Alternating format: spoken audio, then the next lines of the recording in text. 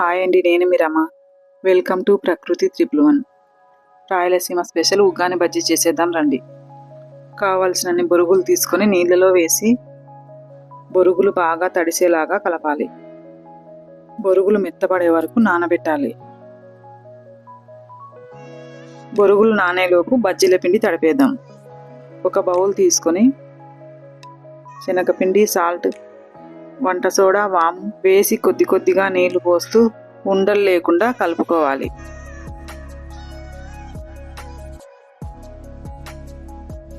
బజ్జీల పిండి ముందే నానబెట్టుకోండి, బజ్జీలు బాగా వస్తాయి. పిండి నానబెట్టిన తర్వాత ఇప్పుడు పప్పులు మిక్సీలో వేసి పక్కన పెట్టుకోవాలి.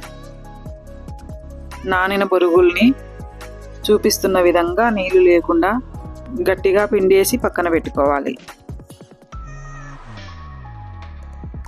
కావలసినన్ని పచ్చిమిరపకాయలు మిక్సీకి వేసి పక్కన పెట్టుకోవాలి.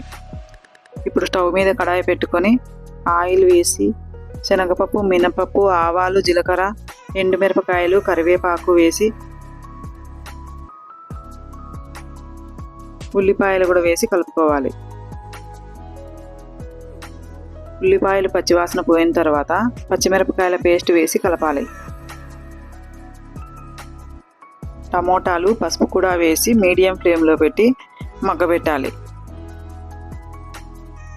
తరువాత బాగా మగ్గిన తర్వాత స్టవ్ ఆఫ్ చేసి బొరుగుల్లో వేసి కలపండి. తరువాత కలుపుకున్నాక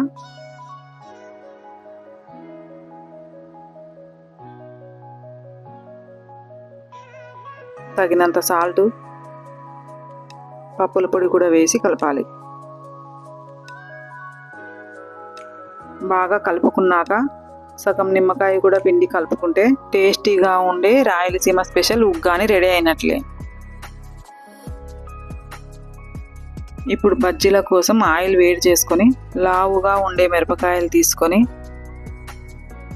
చూపిస్తున్న విధంగా బజ్జీలు వేసి అటు ఇటు తిప్పుతూ బాగా కాలే వరకు కాల్చుకుంటే బజ్జీలు రెడీ అయినట్టే.